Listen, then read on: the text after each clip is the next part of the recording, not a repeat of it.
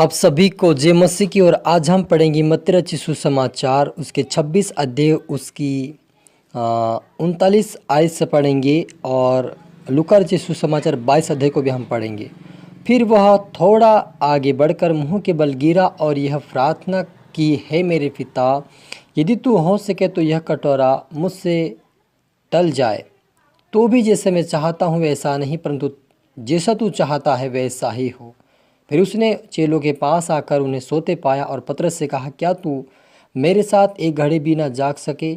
जागते और प्रार्थना करते रहो कि तुम परीक्षा में ना पड़ो। आत्मा तो तैयार है परंतु शरीर दुर्बल है। हालेलुया। मिलकर प्रार्थना करें। आसमानी खुदा मेरे प्रभु जी, आज के वचन, आज के कलाम से पिता हमारी से बातें कर, जितना आपके बड़ा पटी देखे सुने पिता, आज का वचन उनके जीवन प्रभु तेरी आत्मा काम करे, और वो प्रार्थना करने वाले, आपके वचन पे चलने वाले, प्रतिदिन आपके पीछे चलने वाले, आपके परमेश्वर पिता, आपके परमेश्वर क्रूस को उठाकर आपके पीछे चलने वाले बने, परमेश्वर तेरी महिमा करने वाले बने। ईश्वर आज तूने कहा यदि तुम मेरे पीछे आना चाहे तो अपना आपका क्रूस उठाए, आपके बेटा बेटी प्रार्थना में रहे, वचन में रहे पिता, और परमेश्वर तेरे मार्ग पर चल के तेरे राज्य के वारिस बने मेरे ईश्वर आजा। पवित्र आत्मा जी मुझ में होकर बोले और बातचीत करता हूँ ईश्वर आज, सबको तेरे हाथ में सौंपते हैं ईश्वर आजा। प्रार्थना दुआ यीशु के नाम से मांगते हैं, आमीन।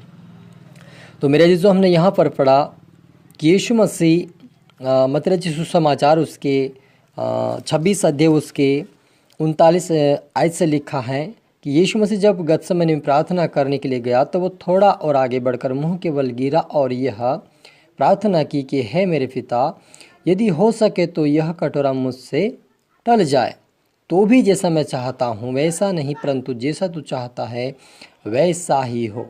फिर उसने अपने चेलों के पास आकर उन्हें सोते पाया। पतरस से यीशु मसीह ने कहा, क्या तुम मेरे साथ एक घड़ी भी न जाग सके? जागते और प्रार्थना करते रहो कि तुम परीक्षा में ना पड़ो। आत्मा तो तैयार है परंतु शरीर दुर्बल है।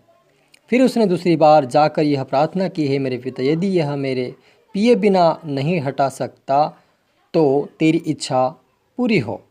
और तब उसने आकर उन्हें फिर सोते पाया, क्योंकि वो उन्हें आँखों से नींद भारी लगी थी। हालेलुया। मेरे दोस्तों, यहाँ पर हम देखते कि यीशु मसीह गतसमनी जगह में प्रार्थना के लिए गया, और वे यीशु मसीह चेलों से थोड़ा आगे बढ़ा और उनसे अलग होकर प्रार्थना किया और प्रार्थना करने लगा। जब प्रार्थना किया तब थोड़ी देर बाद चेलों के पास आकर देखा तो वो सोए हुए थे।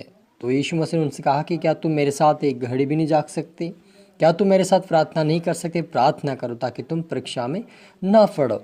दूसरी बात यीशु मसीह ने यहाँ पर कहा कि आत्मा तो तैयार है, शरीर दुर्बल है। मेरे अजीजों, हमें इस वचन से हमें यह सीख मिलती है कि कई बार हम प्रार्थना करने की कोशिश करते हैं, लेकिन शरीर बोलता हमारा कि तो थक चुका है और तुझे तकलीफ़ है, तुझे हाथ पैरों में तकलीफ़ है, तुझे सिर में दर्द है, तेरे को कहीं न कहीं क्या हमारे शरीर में कहीं न कहीं ऐसी समस्याएं होती जो हमें प्रार्थना करने से रोकता है। और हम कई बार आत्मा के कहे आवाज़ को सुनकर हम अनसुना करके हम सो जाते हैं।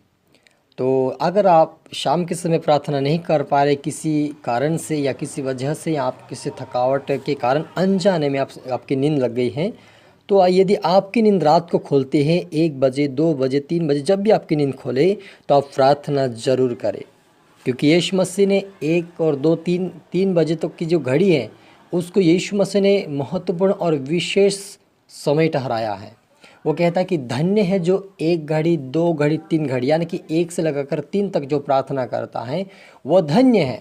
तो यदि आपकी नींद किसी मेहमान के कारण आप प्रार्थना नहीं कर पाए, या किसी काम के कारण आप थक गए, छोटी सी प्रार्थना करके आप सो गए, तो आपकी नींद अगर रात को खुलती है तो आप प्रार्थना ज़रूर करें ताकि आप जी पाए। और अगर उस समय भी आप नहीं प्रार्थना करेंगे, आपकी नींद खोल रही, आत्मा बोल रहा है कि प्रार्थना कर, आप नहीं कर पा रहे हैं, तो ये कहीं न कहीं हमारे जीवन में आने वाले संकेत की बातें बताता है, ताकि हम जागते प्रार्थना करते रहें। यहाँ पर यीशु मसीह भी खुद जाकर क्या कर रहा है? प्रार्थना कर रहा है कि हे परमेश्वर, यदि चाहे तो ये कटोरा मुझसे टल जाए, और अगर तेरे इस कटोरे के पिए बिना मुझे अगर ये नहीं टल सकता है तो मैं पीने के लिए तैयार हूँ, लेकिन तेरी इच्छा पूरी हो जाए।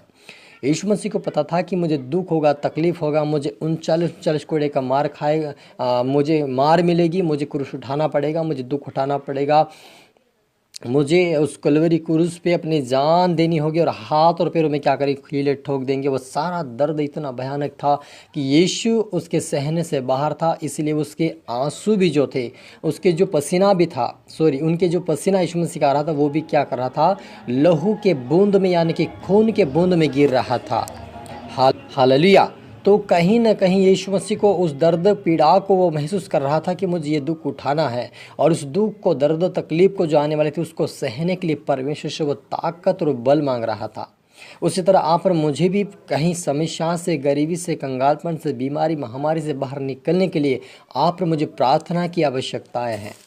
क्योंकि जब हम लूका रचित सुसमाचार 22 अध्याय को जब मैंने बोला उसको हम पढ़ेंगे, तो वहाँ पर लिखा कि उस जगह पहुंचकर उसने उनसे कहा, प्रार्थना करो कि तुम परीक्षा में ना पड़ो। और आप उनसे अलग होकर ढेला फेंकने की दूरी भर गया और घुटने टेक कर प्रार्थना करने लगा कि हे पिता, यदि तू चाहे तो इस कटोरे को मेरे पास से हटा ले, तो भी मेरी नहीं पर तेरी इच्छा पूरी हो जाए। तब स्वर्ग से एक दूत उसको दिखाई दिया जो उसके सामर्थ्य देता था। वह अत्यंत संकट में व्याकुल होकर वो भी हार्दिक वेदना से प्रार्थना करने लगा। यहाँ पर लिखा लूका रचित सुसमाचार के अंदर एक साफ साफ बताया कि उसे एक स्वर्गदूतों का दर्शन पाया। हालेलुया। किसका? स्वर्गदूतों का दर्शन पाया।